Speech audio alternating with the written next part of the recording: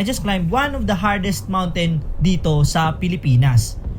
Sa sobrang hirap nito, ito ay isa sa pinaka-technical na bundok dito sa Pilipinas. Isang mali mo lang, meet up agad kayo ni Lord. Sa sobrang delikado nito, hindi kami pinayagan na mag-traverse during our climb kasi sobrang lakas ng hangin tsaka ulan. Kasi madadaanan dito yung knife edge, 90 degrees, tsaka yung kiss the wall.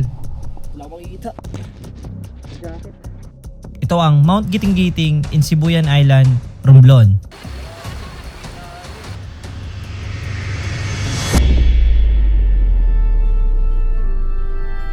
You know, everyone sees the picture of Mount Giting-Giting online and thinks, I want to go there.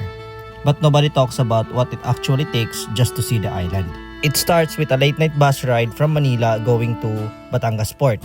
You secure your tickets, pay the terminal fees, and then you wait. It's a grueling 17-hour boat ride across the sea to Sibuyan Island. It's ultimate test of patience before the actual climb even begins. And honestly, pagdating pa lang namin doon, ramdam ko na. May mga patama agad si universe. Sobrang dilim ng langit at mukhang iba ang plano ng panahon para sa amin.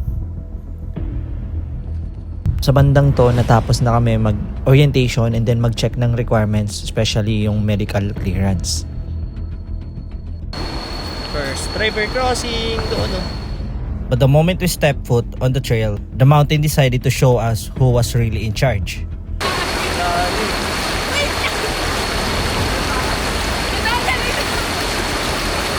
Our original plan was to do the traverse, but by day 1 and day 2, total washout.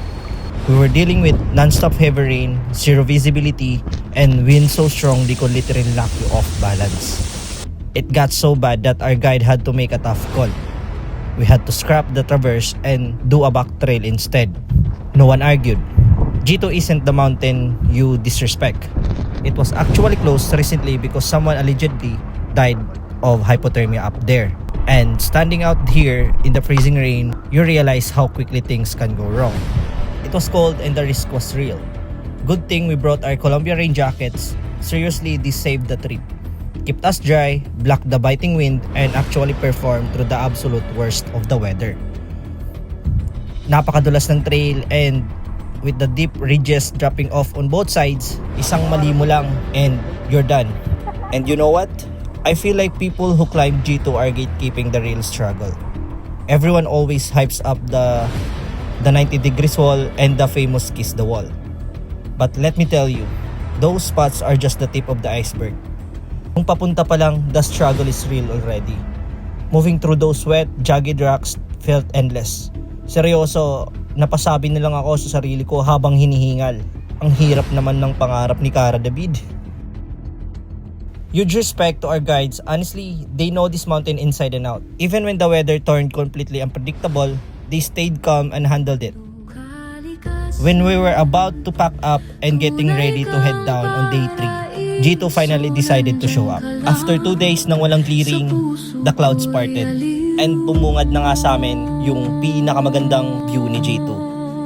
Oh, kay ganda ng mga bundok, kagubatang umamaalok, ng huni ng mga ibon na nag-aawitan buong maghapon. The mountain completely mesmerized us. The cloud didn't just clear, they were putting on a show, swirling around the peak like a massive moving crown. It looked so alive and powerful. And then, right there, in front of us, the famous knife edge and the Sawtooth Ridge finally revealed themselves.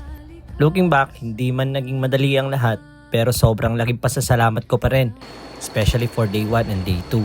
Kung hindi dahil sa ulan, sa lamig at sa lakas ng hangin, hindi namin mararanasan kung paano magtulungan at magtiwala ng husto sa sarili, sa mga kasama at sa mga guides namin.